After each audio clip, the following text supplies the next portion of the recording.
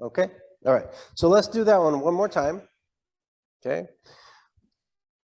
And then just for the reference, I'll see if I can get closer or out of the sunlight here. Okay, here we go. Hey, ich, ni, san, shi. All right, going back. Ich, ni, san, shi. Okay, all right. Next hand change. All right, next hand change, sliding hand, downward strike. And that's where you have the bow going end over end over end. Now you're going to retract and strike with the same side of the bow, right? You retract and bring it back down. Okay, so sliding hand. So even with this one, make sure you remain contact with the bow. Right, correct. All right, ready? Ich, ni, san, sheep, stepping back. Ich, ni, san, she. All right, good. All right, next one, sliding hand, overhead side strike. Okay, this one you leave parallel to the floor. All right, parallel. You're gonna go overhead, drop it to the pocket here, and then side strike. Okay, and remember what I mentioned last time here about extending this hand is going to be your hikite, right? From here, extend. Good. Extend and strike. Okay, here we go. Ich, ni, san, shi. Stepping back. Ich, ni, san, shi. All right, good. All right, next one, sliding hand overhead, downward strike. Okay, so this one we're gonna push, pull, okay, just like we did the last one, which is going parallel, except right in the middle of the hand change, you're gonna drop it from the shoulder and come straight down, right? So we're taking this and then coming straight down. So Sal, remember the kumibo kata that we went through when we were in Canada, right? This, in that kata, is when you do this strike. So it's one of these oddball strikes. So that's why I wanted to keep it familiar with my students. So that's why we do this one. Okay. All right. Here we go. All right. Ich. Parallel and down. Ni. San. Shi. Stepping back. Ich. Ni. San. Shi. All right. Good. Okay. Good. Good. All right. Any questions so far? Okay. Nice. Okay. So let's start off with shihonuke. Right. Shihonuke. All right. And let's do one section. So that's going forward, and then two techniques or three going to the left. Okay. So the first switch. All right. Here we go. Okay. Yo. Hajime.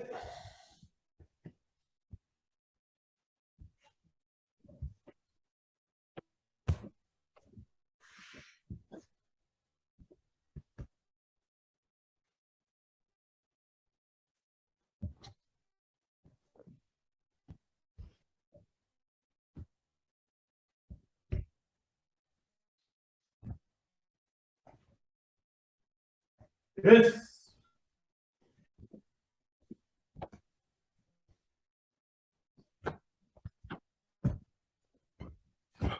Yes.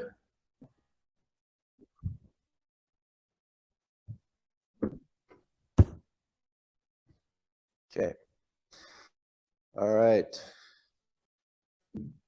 Okay, I went ahead and did it just so, you know, if you needed or wanted a reference, you can reflect on this too, and see what I'm doing. Okay, so let me see you guys do it again. I'm gonna watch closely. Okay, just go slow, work on the details. Escape. Yoi. Hajime.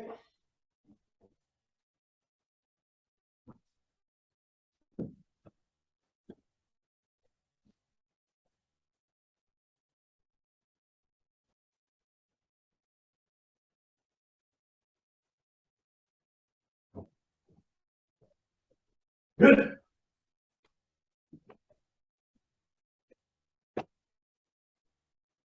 Yes.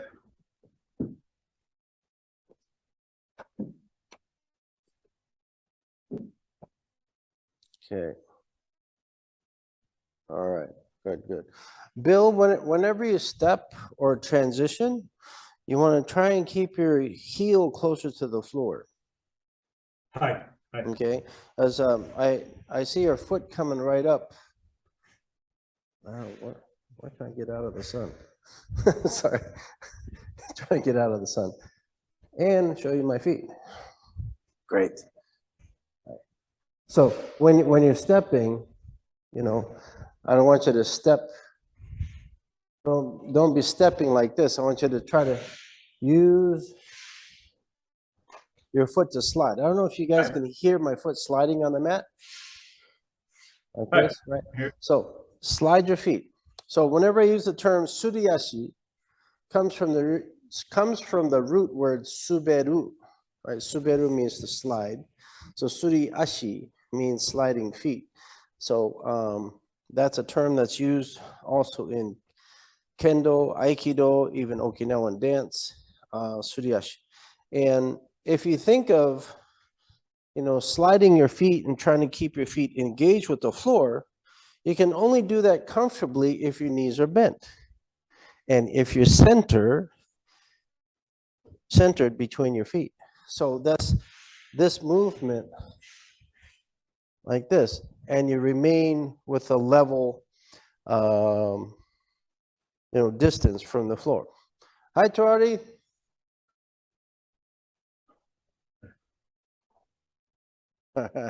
so Suriyashi, with this, you want to maintain that posture and position, right?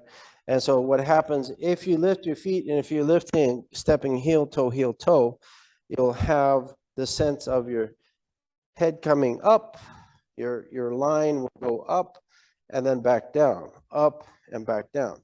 And that's what you want to avoid. Okay? All right. And so you guys can watch yourselves in the video later when you check yourselves out. You can look at your feet and see how you're doing that. And what I want you to do is have this imaginary line. Back at the other dojo, I used to have a piece of tape across the mirrors so that people can watch themselves as they're doing kihon, looking at the mirror to see if they see their head go up and down. You know, so if you have a piece of tape, you know, to use the green tape or blue masking tape or something, just put it right across the mirror. And you can see, the students can see themselves as they're going up and down, you know, as they're doing the kihon. So it's kind of give them a visual, okay? Okay, Tuari, we're doing shihonuke, all right? Okay, so any questions on shihonuke? I'm gonna have you guys do it one more time, and then we're gonna go into a little drill with the jump rope, okay? All right, let's see shihonuke. All right, escape. Yo, hajime.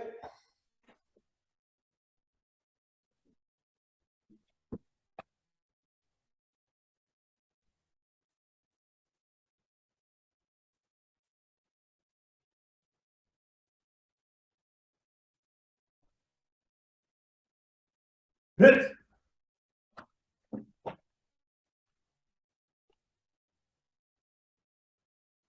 Yes.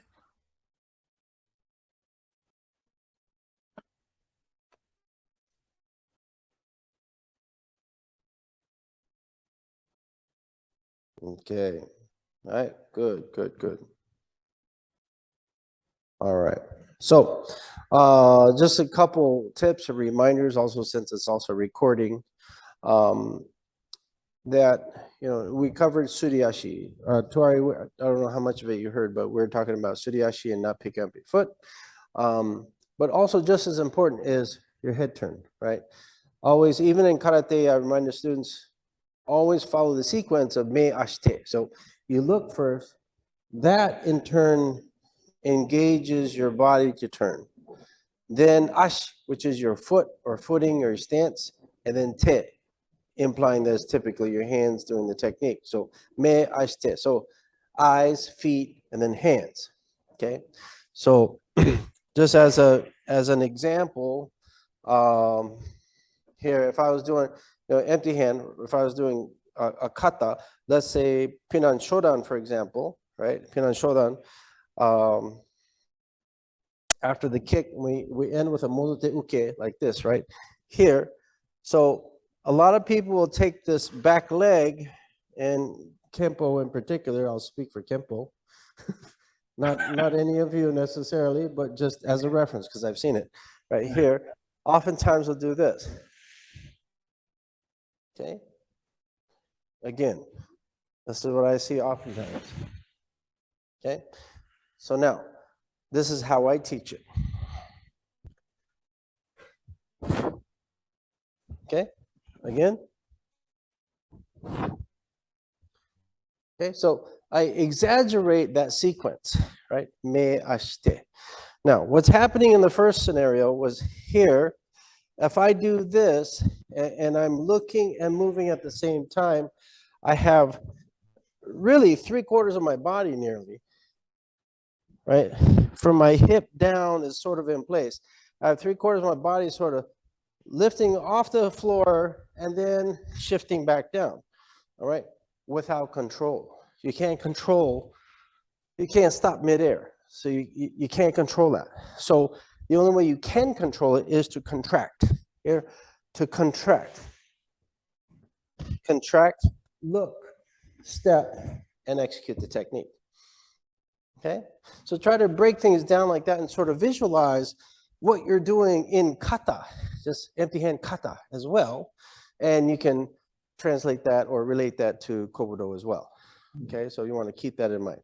So how does that come into play when doing Kobudo? Let's say in this particular movement, I'll turn 90 degrees here.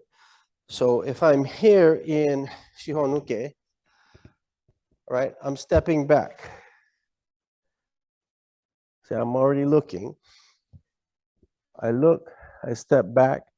Now, this is my right hand, my right side. I open my hand and I'm turning the bow. You see, my arm's not moving. The bow is what's moving. Now I can grip it, right? Now I can grip it. Drop to the shoulder, strike. Now I look and I reverse this order. I'm looking, put the bow on the other side of my head. You notice this arm's fully extended. Step. Now, by stepping and leaving the bow here, I've wrapped myself into the bow. So I'm winding myself up, right? It's like a torsion. Now I can strike. Okay? So that's what I mean by breaking things down into principles of me ashite, also in Kobudo, wrapping yourself into the bow without having to excessively step, recoil, and strike again, right? So you want to simplify that, make your movements efficient, okay? All right. Okay, so let's take a quick break from this and switch gears, grabbing your jump rope. And then we're going to go back to this kata before we move on, okay?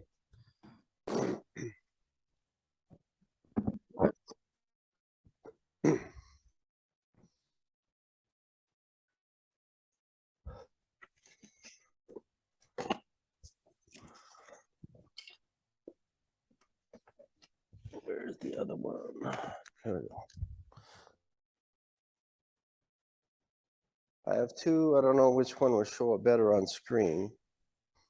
So Right handle. black. white. Maybe white for now. I don't know. We'll see. All right. Is it this one?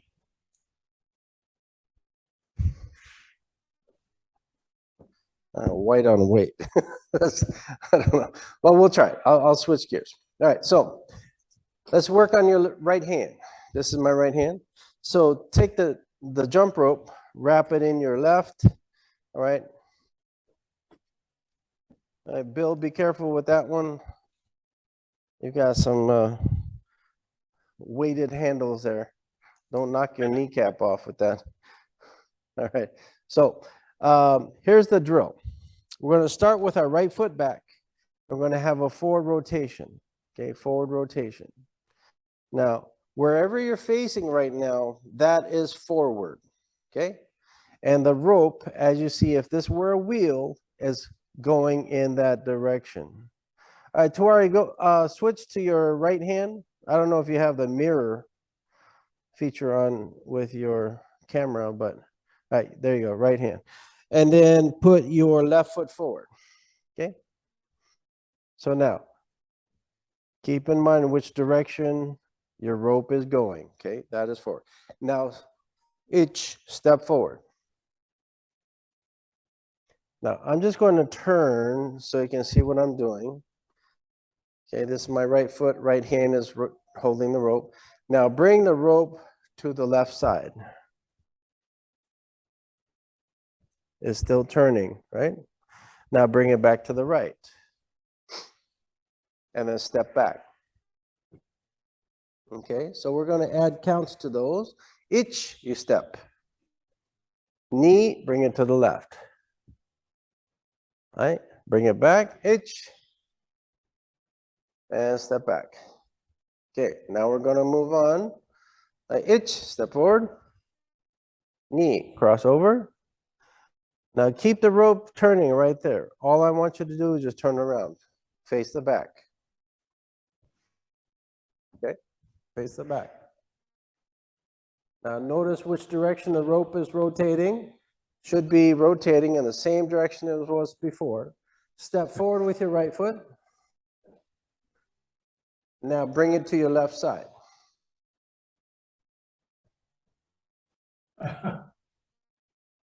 Okay, now undo that. Bring it to your right side. Step back. Turn your body. Face the direction we started. Bring the rope to your right side. And step back.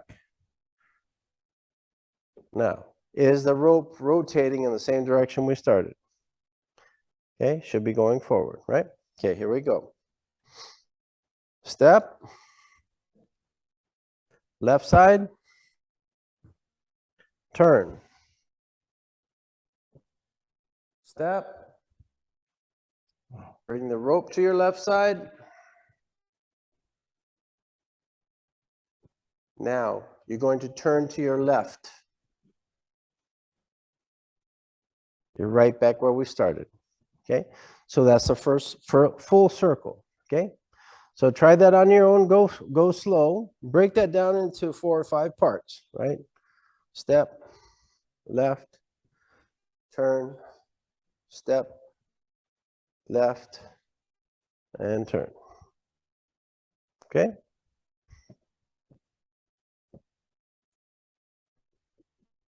Okay. How's everyone doing with that? Looking good so far.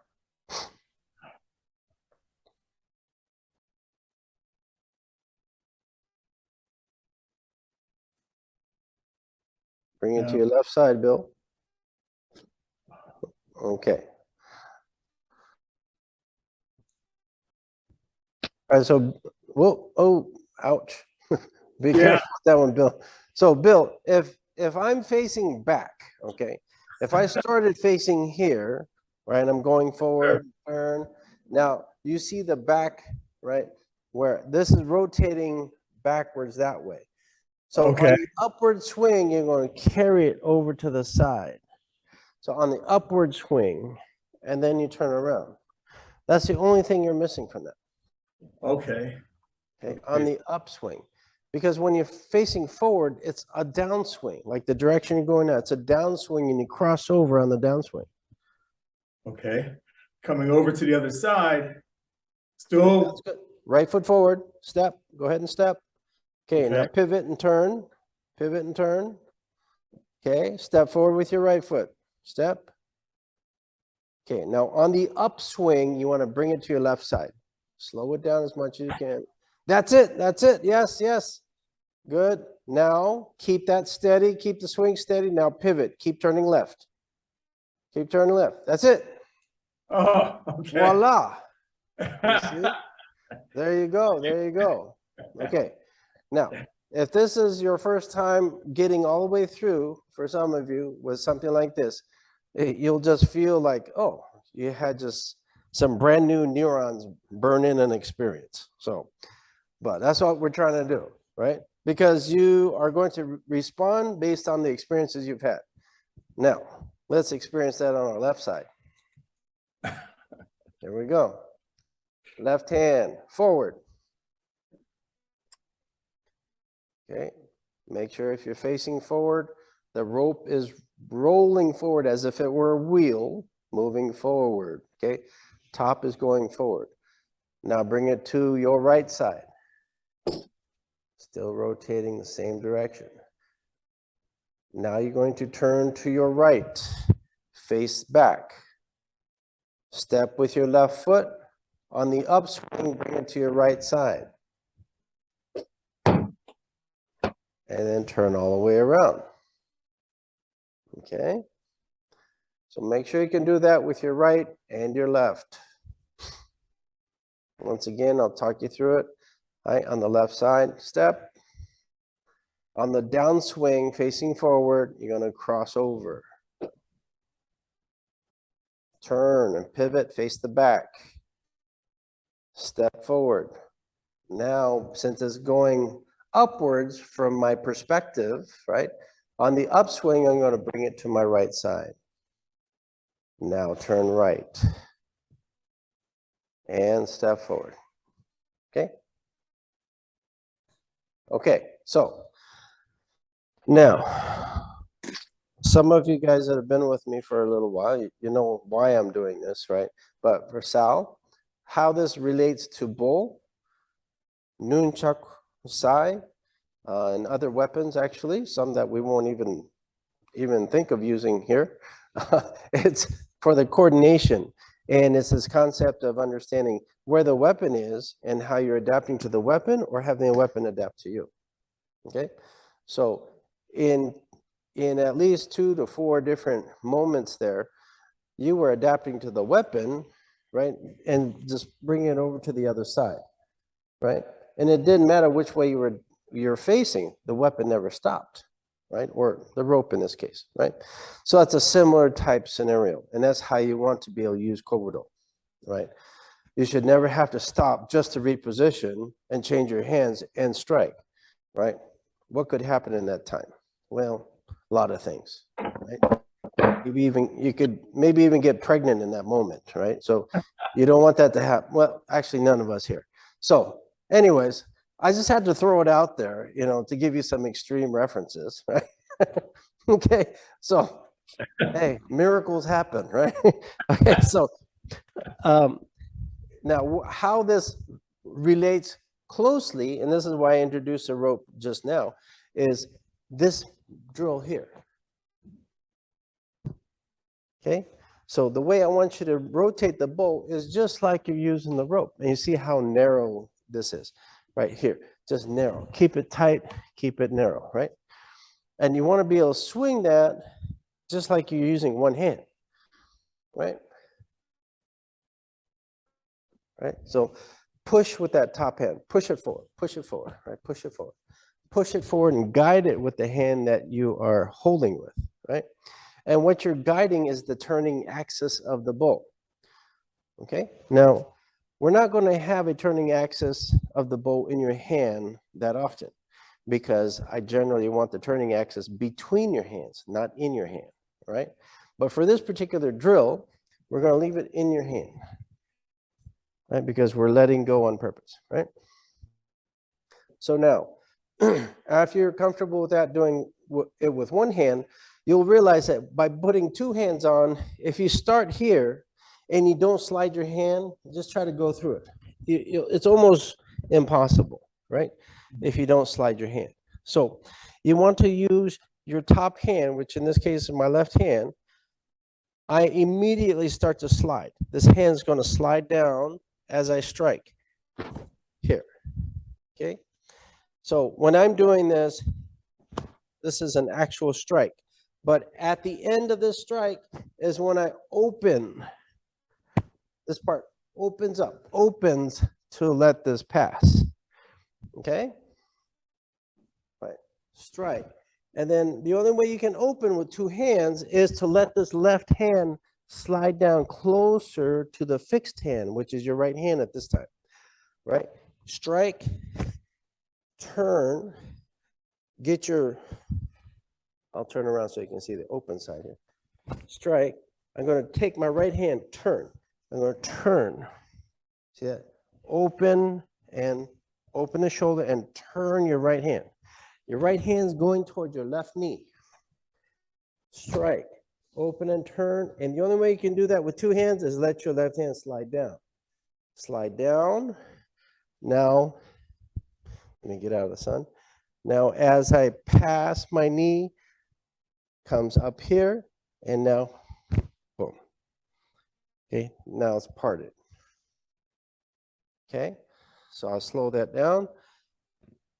Sliding, left hand sliding, strike, turn, open, my left hand sliding, down. Okay, all right, good, good. All right, so try just that part a few times.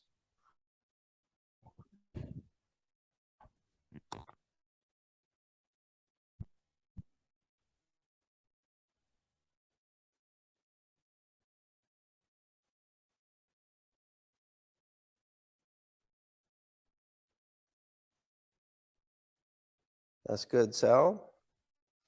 All right, Bill, you want to slide back. Don't step forward. Slide back. Oh. Slide back. Yes.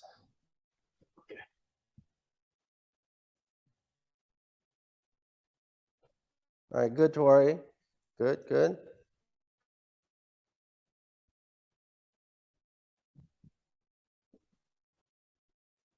Hey, Sal, I don't know if you're testing it, but sometimes you're down here and sometimes you're up. Are you trying to find out how you do it typically, or? No, I'm just testing, just Okay. playing with different type of movement. No, that's yeah. good. That's good.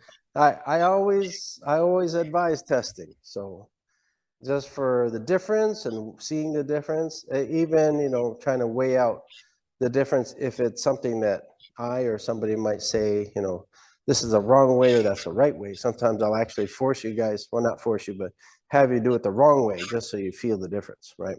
So Yeah, that's, I was sort of playing with, you know, what happens if that backhand is not as active when you're making that transition to that movement. So if you know, if you kind of just pull with you do the push as you described, and then if you come here, it doesn't quite have enough. It doesn't feel as good as chambering here. So yeah, I was just the one hand thing is only to give you let's say a gauge of how you want to try to keep it narrow and tight, right? You can't accomplish that with two hands. It just cannot. But it's a reference that you can have to try to achieve. Try to achieve. But you just can't because you have your shoulders to deal with, right? So that's why this is a good reference, but you'll never be able to get it as tight with two hands, right? And so that's why we just use it as a reference comparative to leaving your hands parted and trying to do this. I can never get my right hand close enough to me. So I will never be able to do this in a walkway, right? So you should be able to do this in a walkway, like a normal walkway in a house, right? That's what I mean by something narrow. Okay, All right, so let's go back to the whole kata. Yes, Josh. A question about kind of experimenting there as well.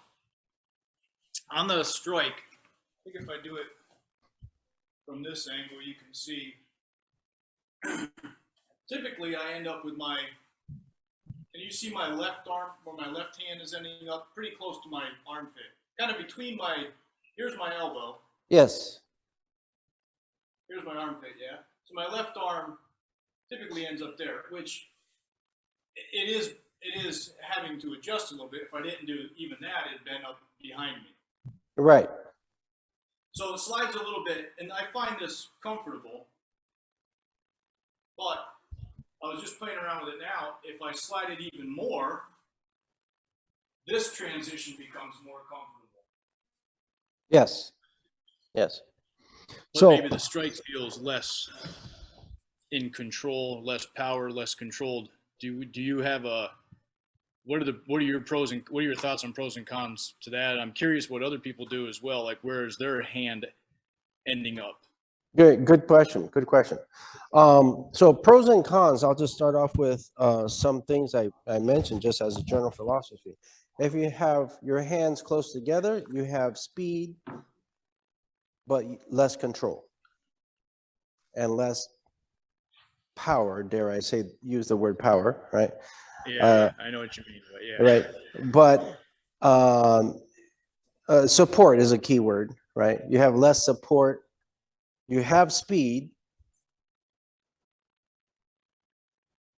not much control. So as you get the ball moving like a gyroscope, it's one of those things you can't really, tilt the gyroscope too much, right? You can sort of nudge it, but you can't really control it, right? And the only way you can control it is by actually moving the mass, moving the weight of it. And you can only move the weight of it by parting your hands. Now, when your hands are parted, you have support, you have power, but you don't have speed. You do have control, right? So control is the main thing that you're sort of flip-flopping. So control and speed, I guess, would, is a give and take between control and speed, right? So that's the difference between your hands parted and your hands together. So it's not that you can't have both. You can have both as long as you adjust them at the right time. Okay, adjusting them at the right time.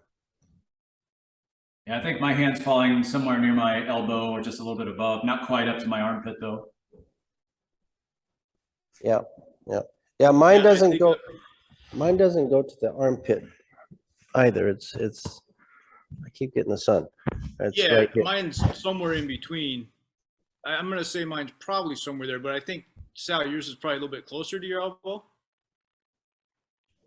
Oh, Sensei, you look like you were pretty close to your elbow when you did that. Yeah, I am close to my elbow. There's my elbow. I think because I feel like I have to, even after this strike, I feel like I still have to adjust my hand so much. I'm gonna have to start trying to get a little bit closer on the transition so I can have control for that strike. Yeah. But then not have to work so hard on bringing them together again in the transition. It should already be there a little bit sooner, I think. But you're bringing up a good point, Josh. So watch my hand. I wish I could make my. Oh, if I was the Iron Fist, I could make my hand glow, so you can see it better. But anyways, that's not the case. But so here's my left hand. All right, my right hand is fixed. That's what's holding the bow now.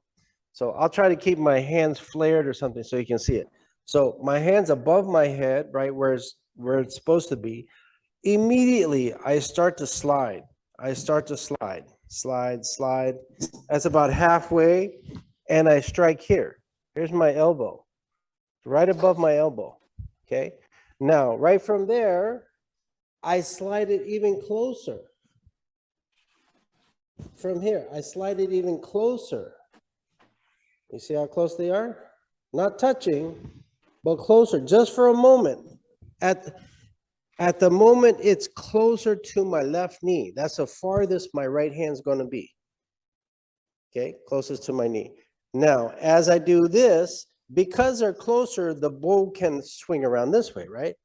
So as it's closer, now you have more rotation that can be done as opposed to being parted. If they're parted, you have a hard time rotating. So since they're closer to your knee as well, hands are close, see? Hands are close. Right here, foot is drawing back. As I do this, it's this technique. So right here, starts going close, close, closer, expand. So you make that smooth and dynamic through the whole time.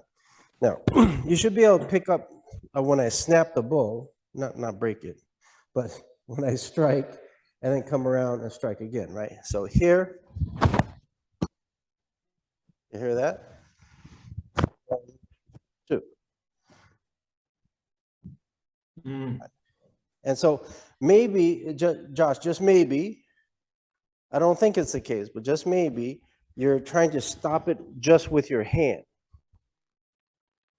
I'm hitting my lat for sure. You are, okay, all right. Yeah. So you're gonna yeah. stop it with And your the lats on the underarm, yeah. bottom of your arm and your Yeah. hand, okay? Yep. Make as much contact with your bow as you can to support your bow. Sensei, it could be that the problem could actually be that Josh's lats are so wide Blah and so blah blah blah developed blah blah. You guys hear something? I that don't hear anything. Blah, that they're blah, blah. actually stopping the progress of the ball. That could be it. Stop doing lat spreads, man. Get the bat wings.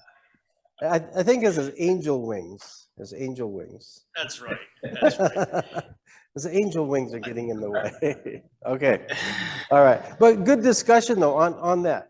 But you see, Sal, we get a little sidetracked, yet it's an interesting track, right? Where we dive into these details like that.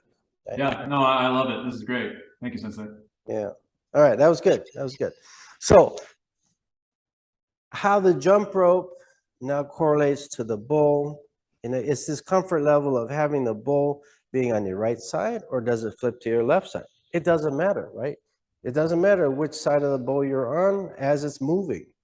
You move the bow around you, or you step aside for the bow, right? So in this case, this is where I say, here, make way for the bow, right? Here, make way for the bow, right? Because if I stayed straight, right, I would get hit, right? So I'm going to come around and make way for the bow and guide it along, but never stop, right? So that's the idea. Okay, all right. Okay, so let's move on to Chonokun. Okay, Chonokun.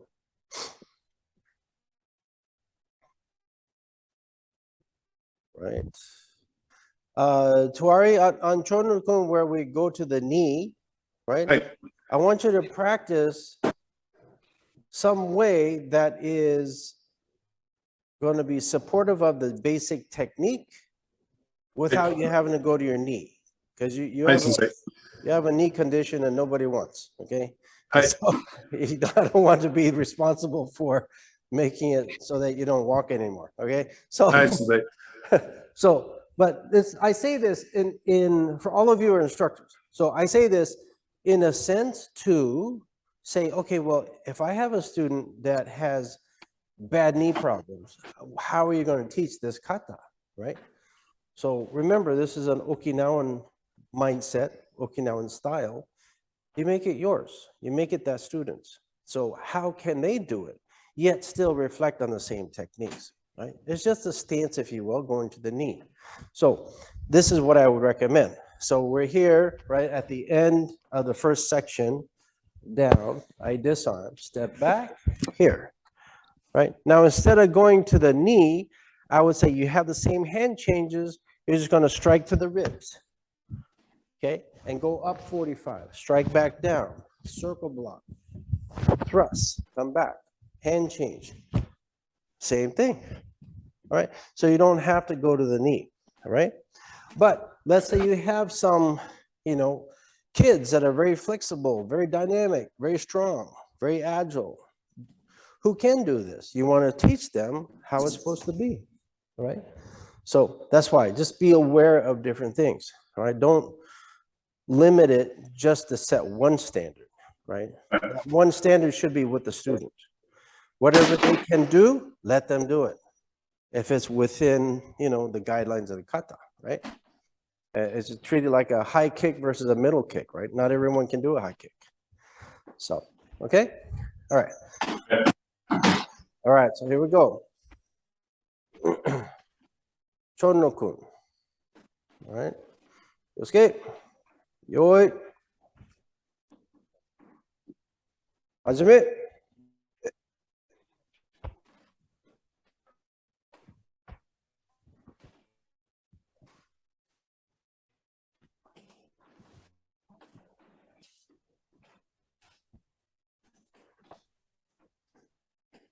Yes.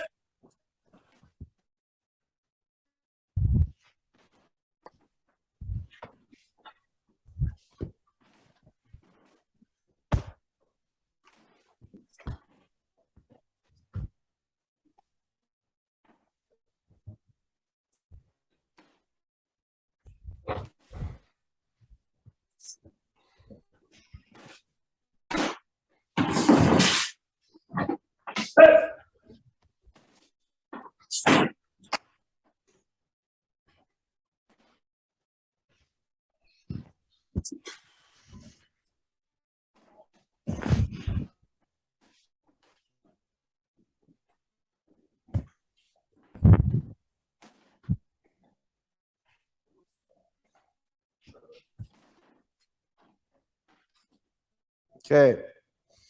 All right.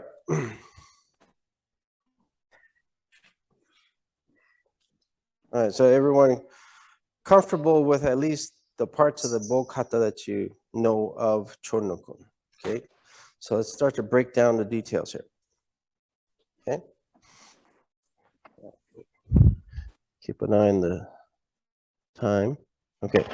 All right, so let's start from the beginning. All right, escape. Yoi. Right from the beginning, if you watch my knees, okay, I'm here, Kyosuke, yoi. See my knees bend? Right away, yoi. Okay.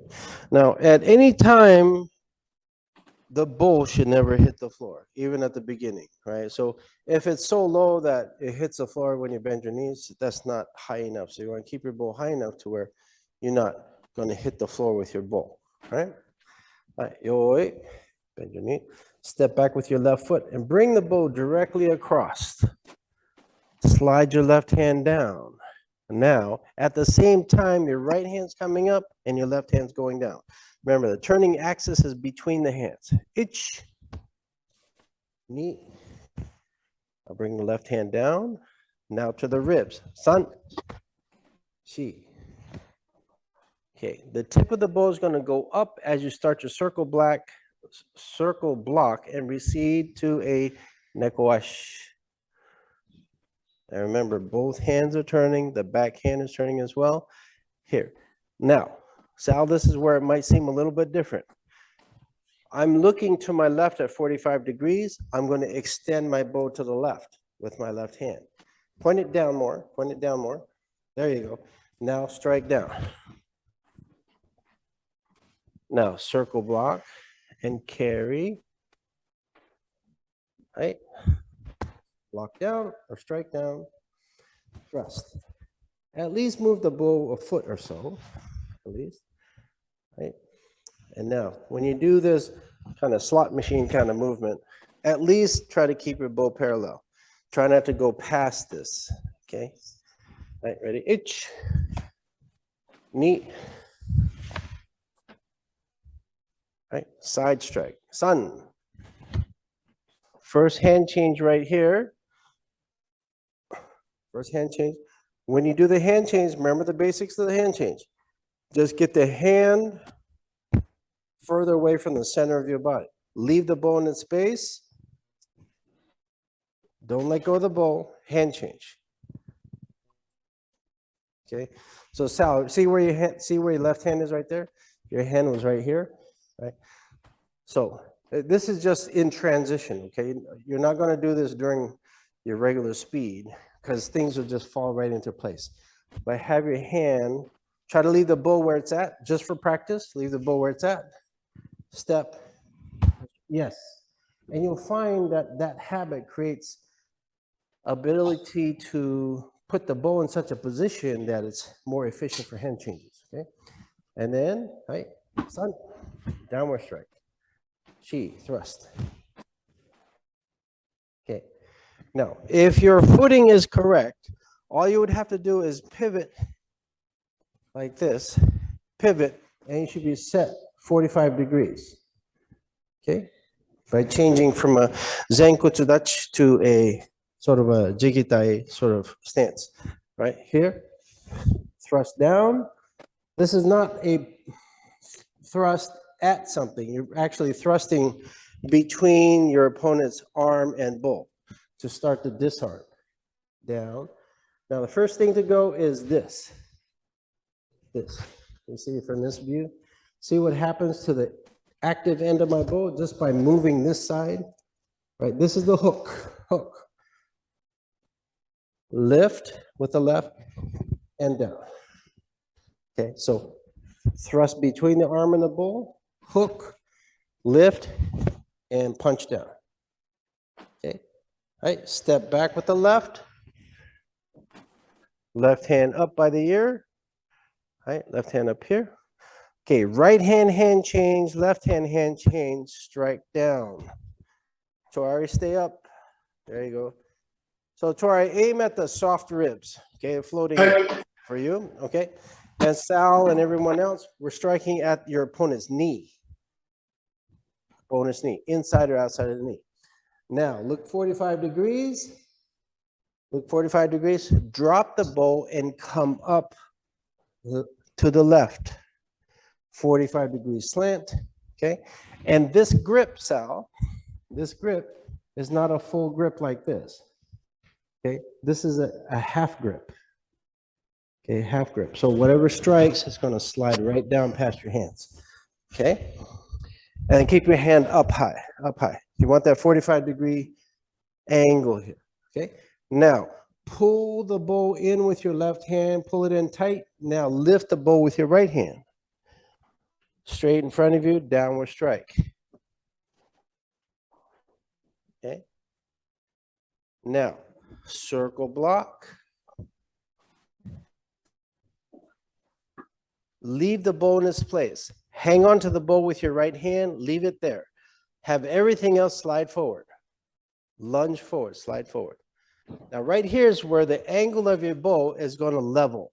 Okay, right here, level. Just like you would use a pull cue.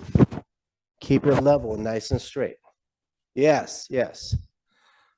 Okay, so try that again from here, 45 degrees up, pull the left, lift the right, over, straight down.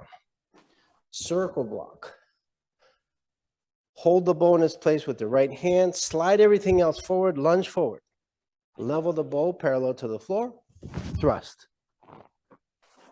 Slide everything back. Good. Now, as you stand up, left hand, hand change. Start the step, right hand, hand change, wrap yourself into the bow. You notice I'm not having to pull the bow back. It's already back there, so I leave it there. This is this cross torsional movement. You're winding up and strike. Okay, again, leave the bow in its space. You're anchoring the bow with your left hand, okay? Leave the bow there. Feet together, extend, reach with your right as a guide. Thrust. As you draw the bow, step out with your right foot. Okay, you notice I didn't chamber the bow back. The bow stayed in its place. I'm wrapping myself into the bow. Strike. Keep your footing right there. Side block. All right, so your left foot should be forward. All right, good. Now step. Overhead strike. Slide back into a neck wash. Circle block. Both hands are active. Good. Side block. And this is the jump. Now the jump should be as if there's a block here and you're jumping over, okay? Jumping over with your right foot. So if you're not comfortable with the jump, just step back like this. Okay? But if you can jump, you're going to jump over this way. Kick your foot across your leg first. Right here. And then strike. Shuffle in and strike. Okay, step across with your right foot. Look behind. Sort of get the bow up here. Lead with your left hand down. Now you're going to lift the left and strike down with the right as you pivot into this place. Block. Okay. Sal, get your hand up high.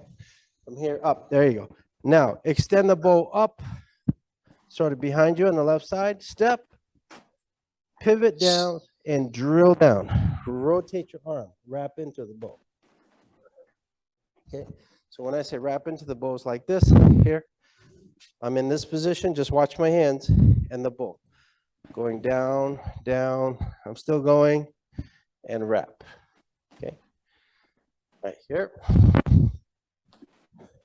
Now, step forward with your right foot. And let the bow come across, circle block. Okay, thrust, back, circle block. Kick the left foot, which is your back foot, back, go into a zenkutsu, block to the right.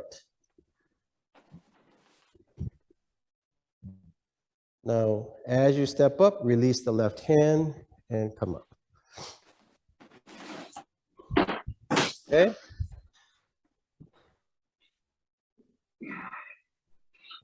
Any questions? Sensei, so a couple of differences in the way that I know that kata versus the way we're doing it here. Yes, that yes. I'd be interested in your comment on. So early in the kata, when we here, we thrust. So the way I was taught this is we tap down, we come middle, and then we tap down. I'm sorry, tap down here and tap down, and it's jodan. Have you ever seen that performed that way? No, no, I haven't. This, as far as, you know, let's say breaking it down in the, let's say in a sense of bunkai, if you will, right? So this would be after. This can be a block or a strike, and you're going down on the person's foot. Okay, block, thrust down. This right here would be a block or a strike down, and as they're possibly thrusting forward, you're going to come up under. So if I'm the tori, I'm thrusting, and so the uke would be doing this, coming under and striking their hand holding the bow. Okay, and maybe it missed or something, and then they come in again. So as they come in, you strike down on what's coming at you, and then go up under, strike the hand again. So that's how I'm breaking down this technique. A lot of Kempo guys, you will see they kind of over exaggerate this. They really come up and go wild with this.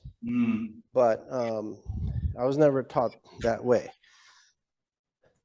It's possible there was maybe some Okinawa Kempo influence in my lineage somewhere where that comes from then maybe. I'm sure it is, because I haven't seen anybody else do this bow kata that way, even from Matayoshi these days, right, Josh? so this is definitely a different generation. Okay. Sure. And I'm talking about generations of maybe the 60s and 70s at least, right? Of when they were doing this way that I'm teaching it. Right. So the other difference was right before the jump. The way I was taught was, you're in your nekoashi is you have a sweep this way and a sweep this way as you're pulling before the jump. So you're clearing this way as opposed to just the jump. Have you ever seen the sort of sweep first? I have seen that, but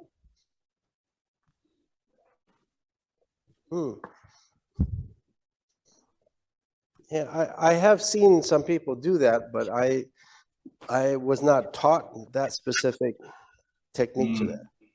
I think some East Coast Ryu bled out into Illinois at some point or something. Must be. Because Yeah. East Coast Ryu does that. Yeah, yeah, they I do. was taught that in East Coast Ryu. Yeah, but And I it's still do it. I think you probably noticed I still do sweep when I jump. I mean, it goes with the flow of things. But Sure. if you try to put it into perspective, if you strike something as you're jumping, whatever you're striking is going to counter your position in the air because you don't have, support on your feet. But again, it depends on how much resistance there is and what you're striking, right? But yeah, so here, the way I'm doing it here is, I'll give you a front view this way is,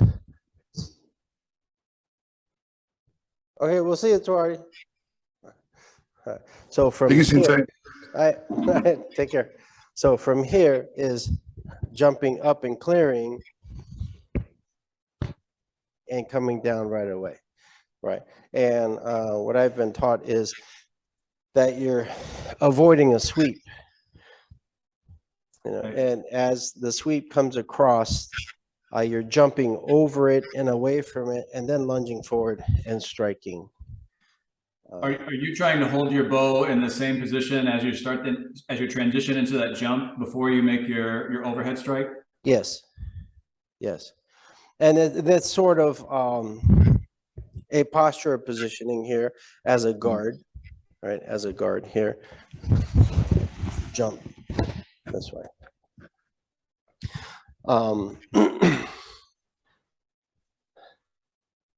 Yeah, when you're doing a sweep, are you going to your left or are you going to your right?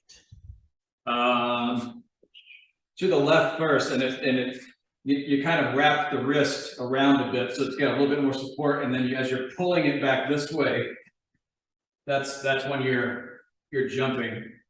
You're jumping after your sweep? It's kind of at the same time. So as the bow starts to pull towards the right, that's when your leg lifts. So it's 1, 2, and over. Josh, is that similar to how you're familiar? Yeah, with that? man, I'm telling you, this is It looks Yes. familiar. Yeah, it looks familiar. it's especially turning the Hurting the wrist, yeah. turning the wrist. As a matter of fact, and I'll try to. I hope you can see the angle. When we go into the cat and we block, we would turn the wrist Yep. before we did anything else, just Oh. to emphasize the fact that we're supporting that. And then I can't remember though if we did so much the sweep then the jump. I feel like it was a jump and sweep at the same time, but there's a lot of East Coast Review stuff going on there.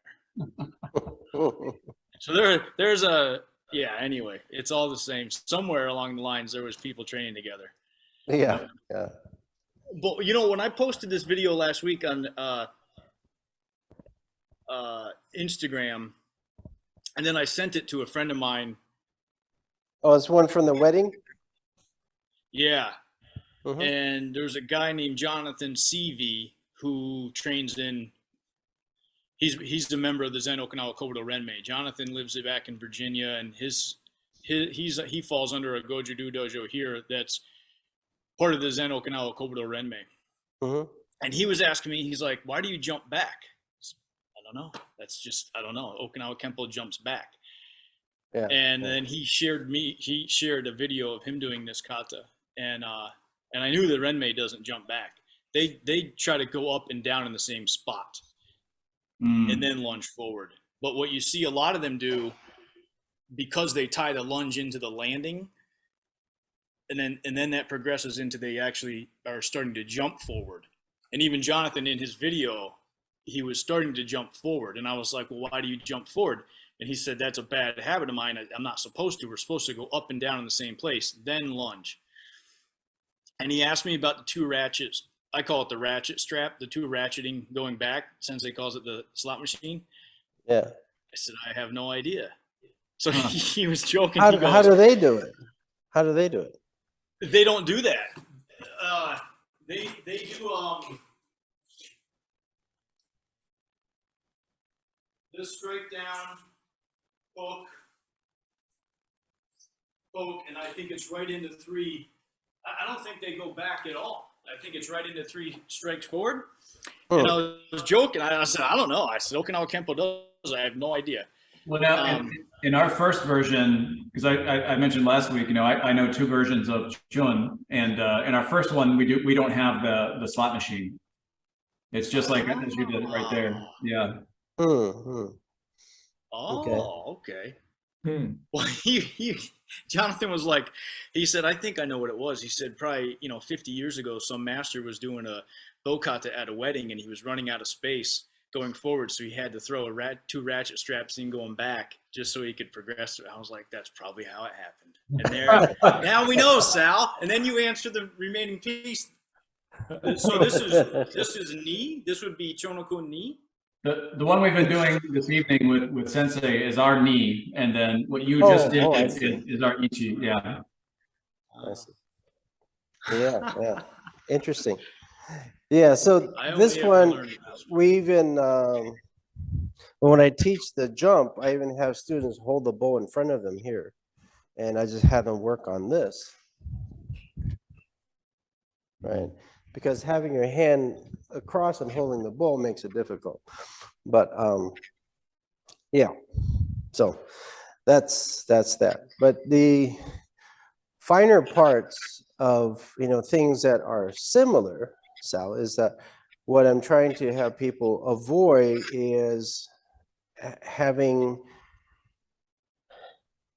sort of excessive movements, right? So when you do this, here, thrust, right? Here, I just say wrap yourself into the bow, right? A lot of people, I'll face you this way. A lot of people go from here and they'll turn and they'll actually cock this back and swing out again, right? So instead, here, leaving its place, you're wrapping yourself into the bow. Now you can fire, right? So concepts like that is really what I'm more or less, trying to expose or show as far as excessive movements in a lot of techniques. Makes sense. Right. All right. Good discussion on that. Good. All right. Let's see it one more time. And then we'll move on to Tumfa. Hey, Kyosuke. Yo. Hajime.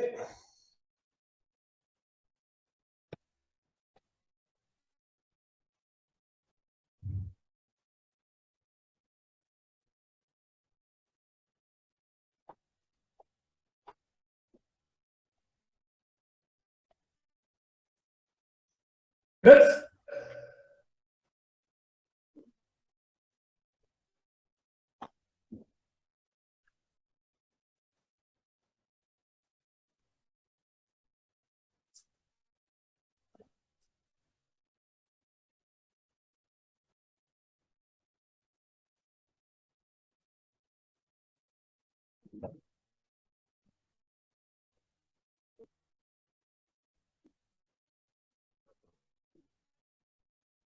Yes.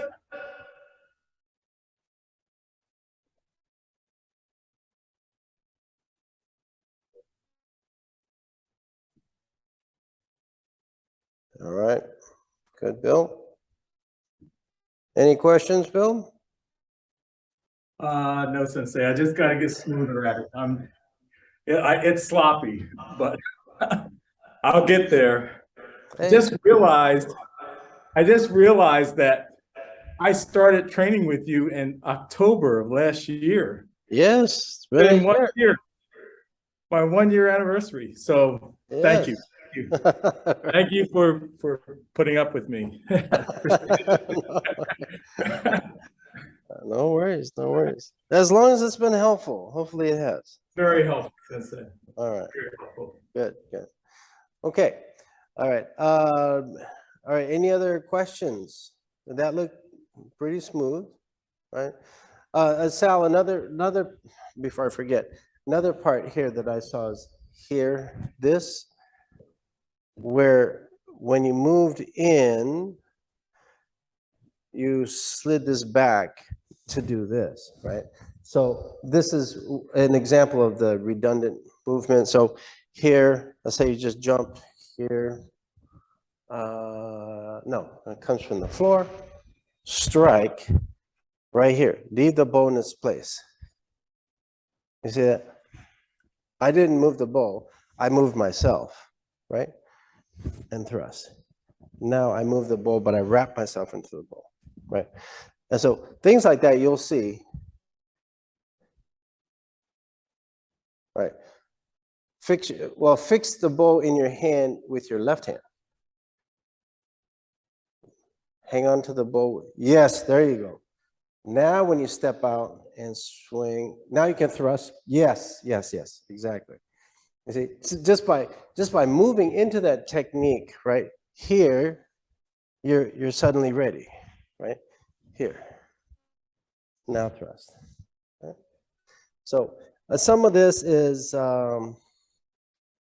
coming from the principles that Odo Sensei would tell me. He says, well, whenever you're moving the bow, you want to move the bow in such a way that you don't reveal what you're going to do with the bow. All right. Now, these points that I'm making about the turn and wrapping yourself in it's not something that Odo Sensei taught me. It's this type of thing where he would say, point the bow at the opponent's eyes, right? Now, generally, if you're up against someone with a weapon, we're very much focused on the weapon, right? So when you see this, if you're looking at the bow and I'm only showing you the tip of the bow, right? I'm going to come in and basically come in like this, but you don't realize that I'm one step closer. See, but the bow is in the same spot, right? And so part of that is the angle in which you expose the bow and moving towards the opponent that's actually closer, right? So those concepts. Sal, remember how I was sharing, or I drew it somewhere. Remember the number 6 I drew? Showing how, you have a rotation, you want to take it out of the rotation, right, to break the centrifugal sort of effect, right, of continuing the circle. So you want to keep that in mind as you're doing these drills, right, and even the kata itself, right? All right, so let's just start with the basics here. So we're just going to go under. Now remember, you're going to rotate until you get here, and then the rest of it is going straight back. Once you pass your side, you're just going straight back. Similar effect of, let's say you're doing Pinan Sandan like this, right? Right, this is going over, straight across. Okay, all right, here we go. Right, ich, ni, san, chi, go, rok, shich, hach, ku, ju, ich, ni, san, chi, go, rok, shich, hach, ku, ju. Okay, now add a rotation or a circle like this and regular return. Yes. Okay, ich, ni, san, shi, go, rok, shich, hach, ku, ju, ich, ni, san, shi, go, rok, shich, hach, ku, ju. Okay. Now, the only reason I do this drill, guys, just remember, is that, of course, it doesn't exist in the kata, but it's more about modulation and moving the tunfa and keeping the rotation going without stopping your hand. Okay, so your arm should consistently be going across, regardless of what the tunfa is doing, right? Now, in between, you're going to have your wrist pulsing like this. Wrist is going to pulse, right? But you don't want to stop and pulse and then stop and pulse like this. So you're gonna go like this, but the arm keeps moving, okay? So 1, 2, 1, 2. All right, keep the arm moving. The arm's attached to the body, have the body move the arm, okay? All right, here we go. Over the shoulder, same concept, just over the shoulder.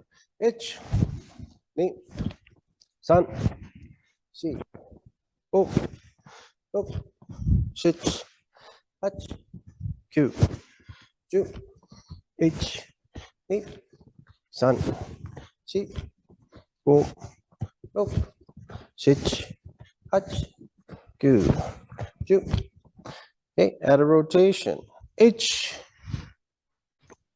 ni, san, si, o, o, shich, hach, kyu, ju, ich, ni, san, si, o, o, shich, hach, kyu, ju. Good. Right. Here, you're just going to collapse. Just collapse your arm down. Collapse. Okay.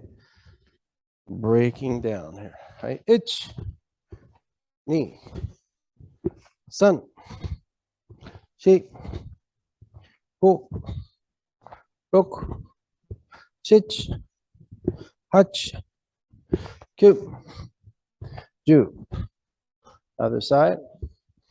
Ich, ni, san, shi, ho, rok, shich, hach, kyu, ju. All right, good. All right, okay, so let's work on the first tumfa kata. Okay.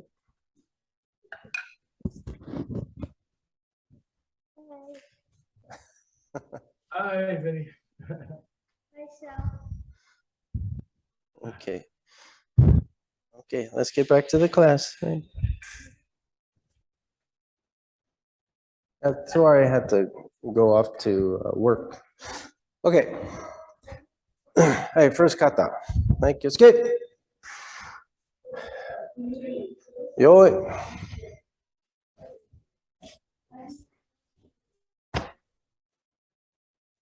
Hajime. Hey.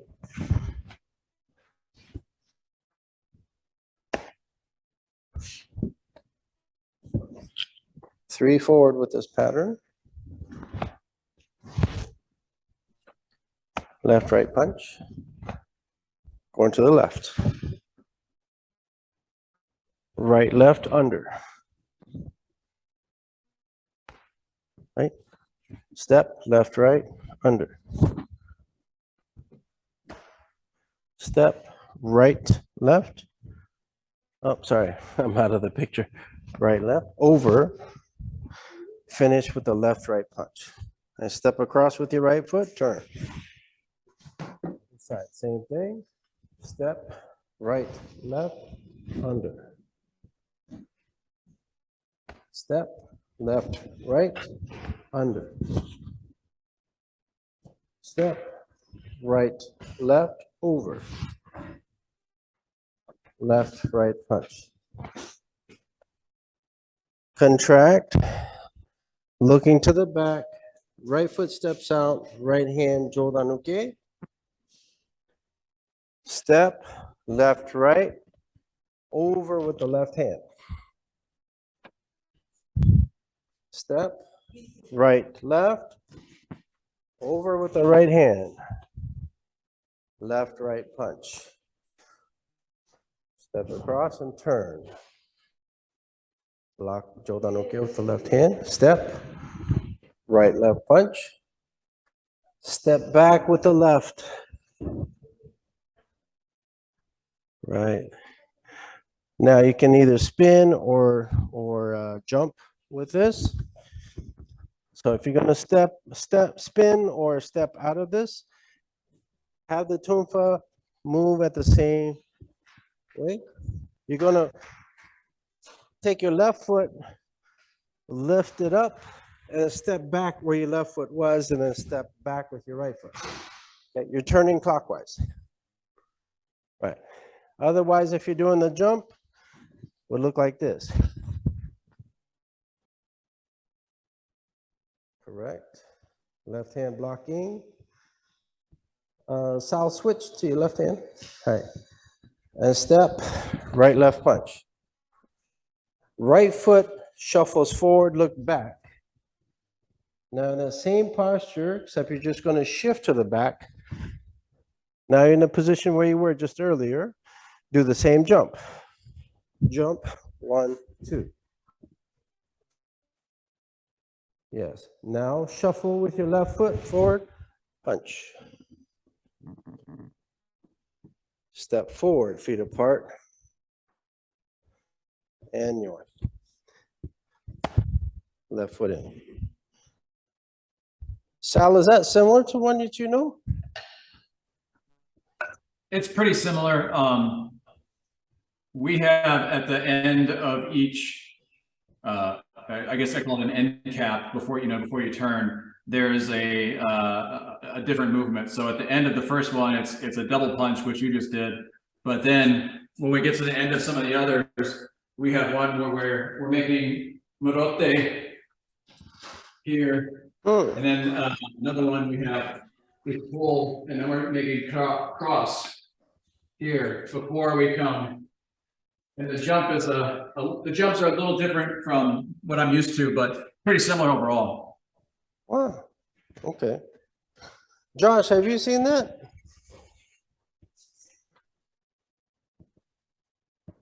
Show me once more, please. I'm sorry. Sure.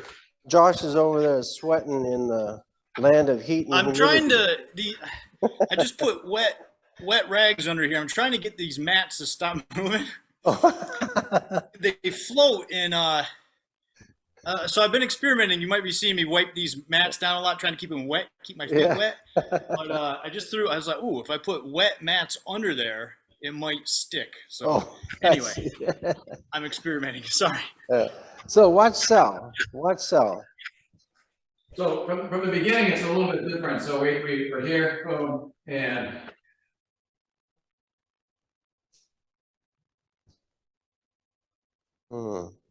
punch. Same pattern of 3. Did you step back there because you're going to hit the wall in your garage, or is that normally how you do it? Because I run out of room. So he does a single punch over. Watch this.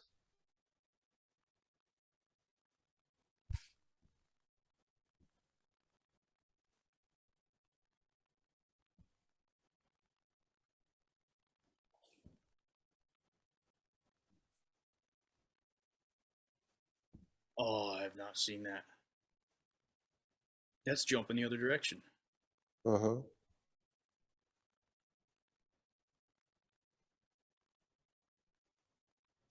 I have not. Okay, yeah, I haven't either. Yeah, so a lot of similarities. I think ours is much longer. I really don't like our version because it's so long and repetitive. What do you call that? We just call it basic tonfa kata, Nihon no tonfa. Nihon as in Japan? Nihon as Or Nihon as in the number 2? Yeah. It's probably number 2. I was just always told basic tonfa kata. Because I've not even seen that at the Renmei. yeah, because that Tunfa kata, I think, is through and through Matayoshi, right, Josh? Yeah, the difference in what we do, once again, the jump is different. What I see in the Renmei is the direction of the jump is the same, but they might only do it one time or something. There's something unique about the jump that I see with a lot of the people in the Renmei. I'll try to find the video, or I'll ask Jonathan to show me what they do. Yeah, that'd be interesting. Yeah. So, I mean, Sal, on a good note, it is similar. I think technique for technique, it's about 90% there, right? I mean, Or less, yeah. yeah. And then as far as, going to the sides where you have the punch and you're going under right away, or punch and you're going under with the other hand, I forget. But I was doing front hand, I believe. front hand, you're going under. So with ours, it's punch, punch, you go under, punch. So it's two punches, you go under the arm, and then punch, punch, you go over. So that part is actually similar with the exception that you're doing singles, right? And then what you're calling the end caps, or, what's at the end of that. Yeah. So So Sal, you've never done the kata that we're doing today? Not 100%, no. I've only done the one I just shared. Oh, yeah, oh. seems like most of what he did though, Josh, was, I mean, like I was saying, about 90% similar. So Yeah, I mean, even the pattern was patterns essentially are the si- same. yeah, And yeah, it had two of those jumps. It's just one was the opposite direction, yeah, right? yep, yep, That's very interesting. And yeah. it's actually the second, for us, it's actually our second tonfa kata that we teach. The first tonfa kata that we teach is what we call Soken no tonfa from Hohan Soken lineage. Hmm. Totally different. Yeah, all big time. Yeah. Wow. Hmm. Interesting. Okay. Yeah, well, we have two tonfa katas, and by seeing this one, you'll definitely recognize the second one, having similar patterns, slightly more dynamic of movements by having, dynamic in the sense of, you're stretching out and blocking, doing, 180 or 360 turns and so forth. But similar techniques, just maybe in different quantities or, frequencies. But yeah, overall, you can tell they kind of come from the same mold. I think we have five or six tonfa kata in our syllabus. I think I'm only familiar with about Wow. 4 of them. Yeah, Wow. so we have a Matsuhiga no tonfa, Yaragawa no tonfa, Soken no tonfa, Niho no tonfa, and then I think there's one other one that I can't think of the name though. Wow. Nice, nice. All right. Well, let's try this one again. Okay. And Sal, I'll just walk through it as well, so you can kind of, get the idea, the basics. Right. All right. Right. Escape. Yo.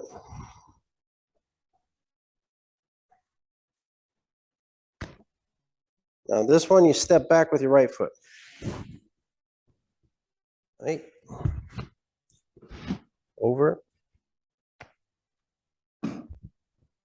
So there's 3 of these going forward. I think it's the same pattern as you had, Sal.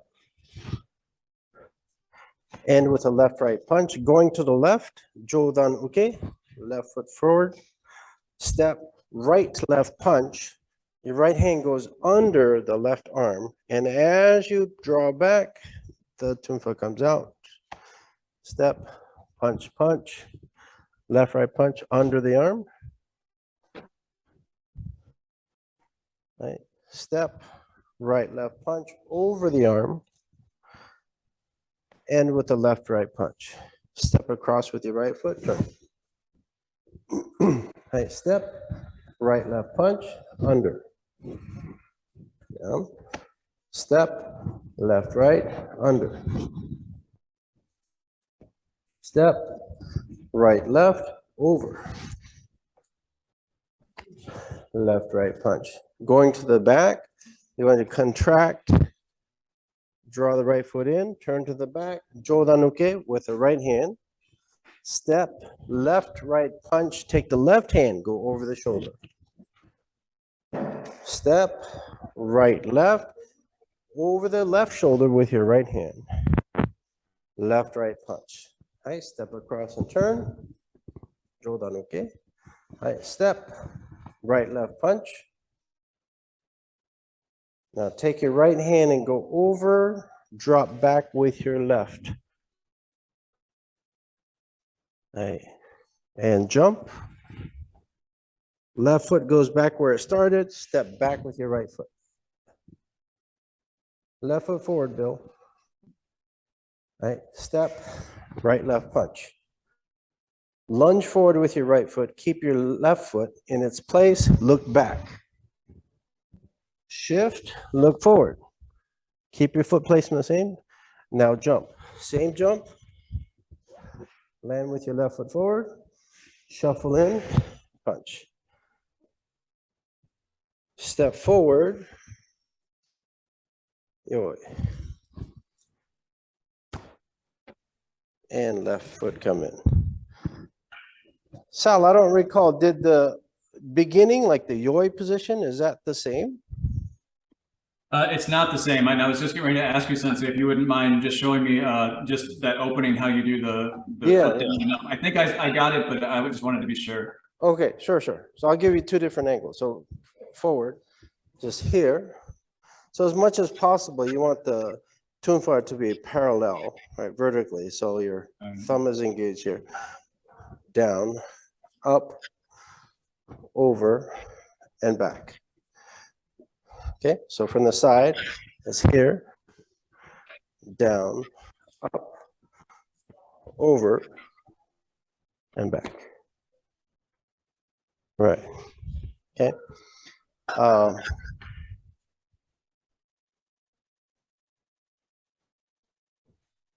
So only go up as high as, so here up, only go as high as this in the front.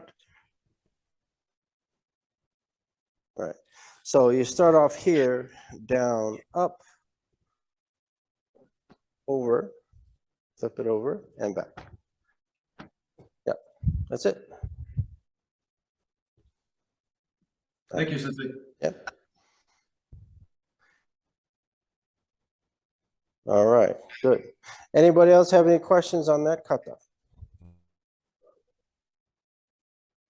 While we're going into details, anything? Bill? No, just gotta get this turning right. I can't, I don't know. I'll get it though. Are you talking about the end, the jumps? Yeah, the jump. I gotta get the jump right. Just, All right, so just remember, you're putting your foot back where it started, okay?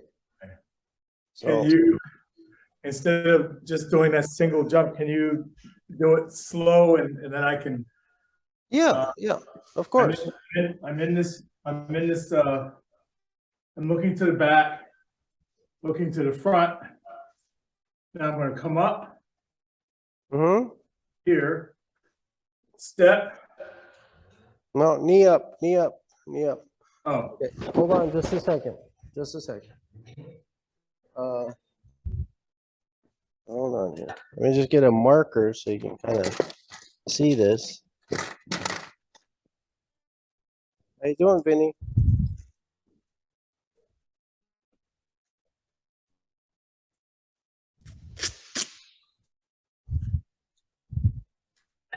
Is there any damage? Emotional damage. Okay. All right, so can you see this tape? yes, Okay. yes, I can see it. This tape, it's kind of hard to see. Yeah, it's Right. kind of like an orange or something like that. Yeah, it's an orange. Okay. Well, next time I'll bring something brighter. All right. So the objective is here. So there's an orange tape right there, right? I'm doing this. So if you're just stepping through this, right? Stepping through this, just lift your knee up, right? Knee comes up, and you step right back where your foot was. Okay, Here, knee up, step. So put your left foot right where it is now and step back, right? Now remember, about any rotation, you've got a spot, right? Spot. You've got to look for something. So I'm saying put your left foot right where it came from. It doesn't have to be exactly or precise, right? Right. The main thing is your posture and positioning as far as where you're facing, right? So right now you should be looking, don't look at the ground, whatever you do, don't look at the ground, right? It'll always be there to catch you. Right? Don't look at the ground. All right. So here. All right, spot. So as you can do a double spot, remember we worked on this? So right here, you're gonna spot something on the wall. Maybe you can look at the camera since you're facing forward. Look at the camera. If you're doing a single spot here, you're gonna turn, look for that camera again, okay? If you're gonna do a double spot, you're going to look something back there. Spot, spot, and then come back, okay? But you've got a spot in order to fix your sight onto something so that you can maintain your balance. So come here. Right, you're still looking down, Bill. Don't look down. When I say spot, you want to look at something that's away from you, that's fixed on the wall. Look at the camera now or something. Now, knee up. Now look at the double doors behind you. Knee up, look at the double doors. Foot down, now look back at the camera. Right. But you got to look before you need to turn. Okay. Lead your rotation with your sight. Okay. So look for where you want to go. All right. Me ashite. Here. Right. Up. Knee up. Up, knee up. Look at the doors. Look at the doors. Now look at the camera. Look at the camera before you turn your body. Right. So Bill, you're doing this. You're doing this. Okay. Oh. Your body's turning at the same time. So I want you to be here, look, and then have your body follow, right? Not at the same time, not this way. I know it seems insignificant, but it's how our bodies work. Okay, because we're using our vision as our primary sense here. And go, look at the double doors, now back at the camera. Just with your head, no, see, you're turning with your body. Face the double doors. Now look over your shoulder. All right, go, look at the doors. Look at the doors. Now, keep your body in place. Look at the camera. Look over your shoulder. Yes. Now step back. Correct. So now you just want to gradually build up that speed, okay? So this is what I want you to do, Bill. So work on this. I'm looking at the camera, okay? I'm going to go up. Now I'm looking at the back wall. Now I'm looking at the camera again. Okay, I see see. how I did that? So here, hands go up. I look at the back wall, step, look back at the camera. So that's a double spot. Now, eventually you want to go from a double spot to a single spot. And the single spot is where you start looking at the camera and then you look at the camera again. Okay, but you have to have a smooth rotation. Okay? I see. So- Thank you. sir. You're Thank welcome. You're welcome. Yep. Okay. So, let's see. Bill, you went through Sueyoshi, right? Josh, you know Sueyoshi no Kun. Oh, Sal, you know a version of Sueyoshi, and I think it's very similar. Two versions, Sensei, yes. Yes, right. And the version I teach is the first version. Yep. All right, probably the first version that you do. Okay. So likely some, focus differences. I know we only have 10 minutes, but we can just kind of touch on it since we're kind of getting back in the swing of things here. All right. Okay. All right. Starting from here. All right. So you should know. All right. Okay. Yo. All right. We'll go slow. Hajime.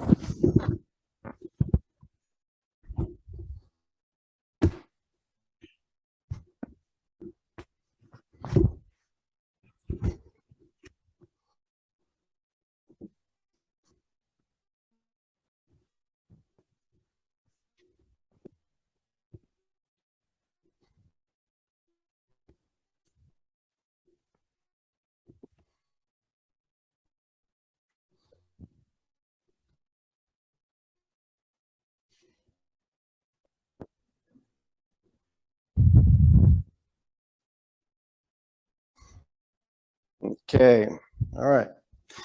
Okay, let's see everyone go through it. Hey. Escape. Yo. Admit. Oh, okay.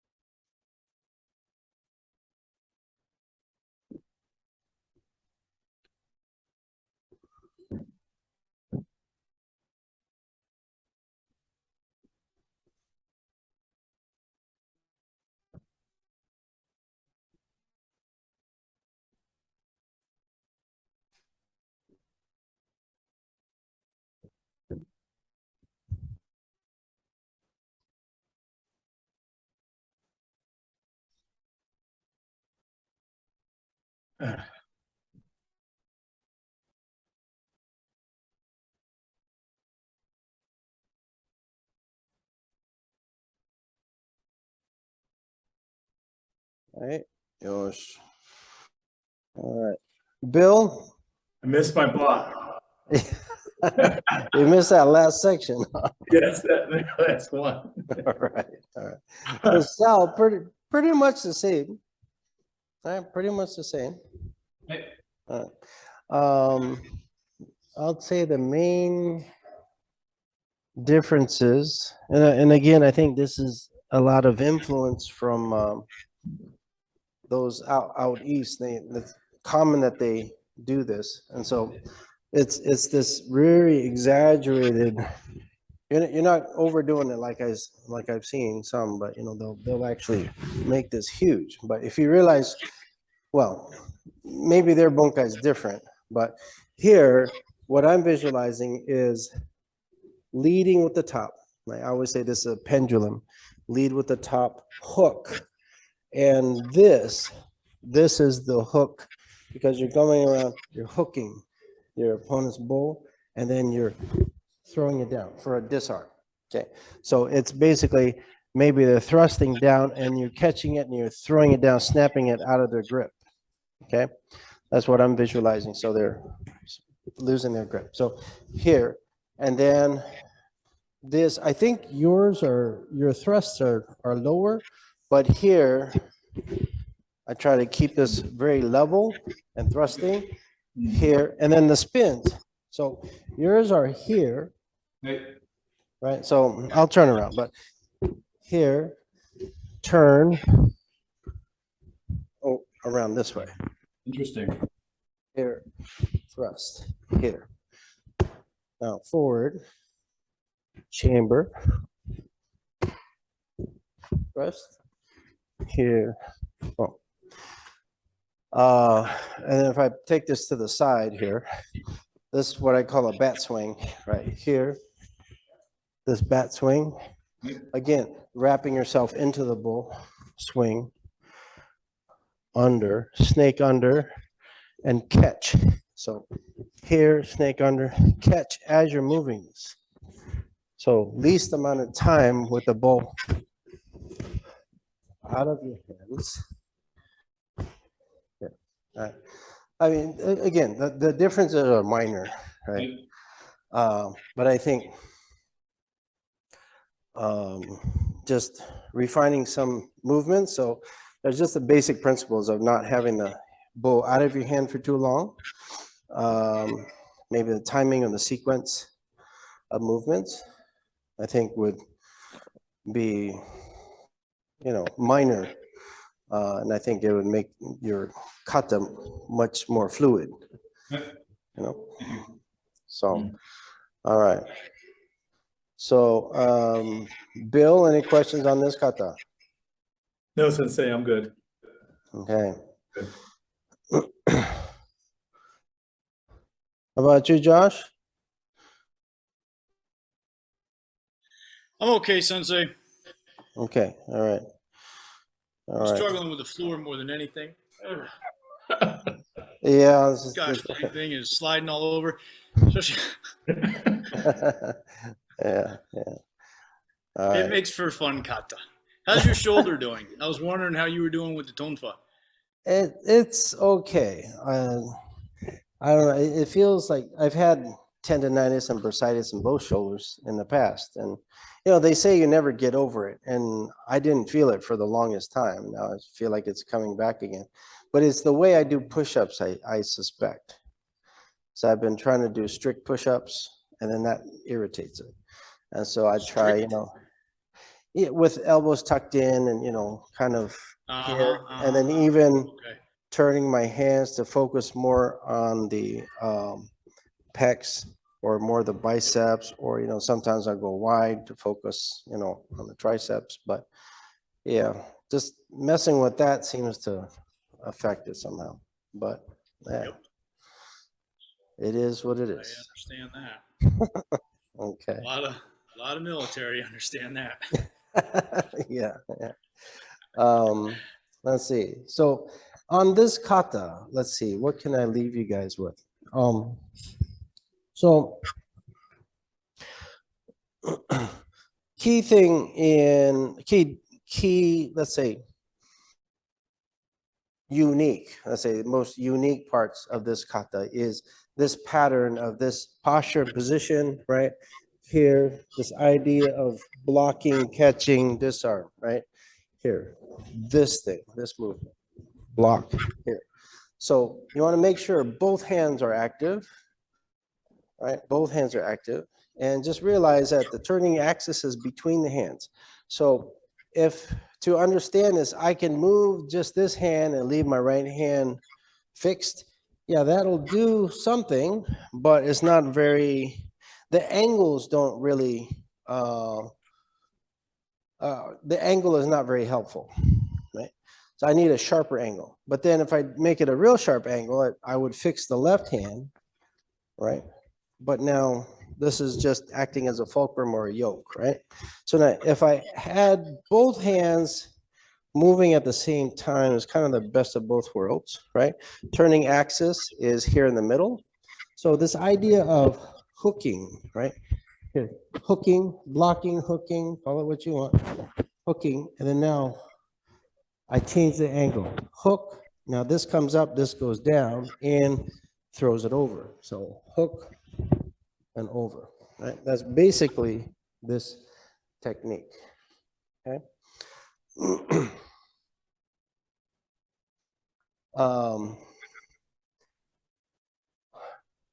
Let's see, in spear or fencing, what did they call this? I just forgot the word. Enveloping. Enveloping. Yeah, thank you. So Okay. it's You put the emphasis on the different syllable, but okay. enveloping. Enveloping. Enveloping. I think enveloping is correct. All right. So in essence, it's kind of, it starts off like that, except the snap at the end is focusing on disarming. Disarming in the sense that you're knocking the person's bow out of their hand, right? So don't forget that part. And that part is accomplished by this punching effect of the left hand coming down, right? So you block, hook, down, punch with this backhand, this hand, right? Hook and down. So this concept of punching down. So that's what's going to knock the bow out of, that's what's going to knock the bow out of the person's hand, right? So that's what's happening. So block, hook, punch down, and that's the disarm part. Okay. Did you see that, Sal? This part, this last part is just this punching down, right, as you lift up. That's a disarm where you're knocking it out of the person's hand. I sense it. All right. Okay. All right. Okay, guys. Well, Thank you, Sensei. Thank you. you're welcome. Welcome. Any questions as we close up here? I don't think so. Oh, good. That I can think of. Okay. So maybe next week we can focus on sai and nunchaku, right? And so that we spread it out a little bit, because we'll always be working on bow, because there's so many bow katas and techniques. So, all right. Hey, All right. Okay, let's go ahead and end class, guys. All right. Hey, escape. Hey. All right, thank you all. thank you. All right. Have a Take great care. Sensei, take care, Bill. Take care, Sal. Take care. Sensei, Hi, Sal. Good weekend, everybody. this is my wife, Shay. Shay, Hi, Hi, everyone. Shay. hello. Nice to meet you. Nice to meet you too. Shay. All right. Thanks care. for Nice letting meeting us you. borrow Sal for a little bit. She said, thanks for During- letting him borrow me. During dinner time? All right, take care, guys. Have a Take good care. Bye. Take care. Bye-bye.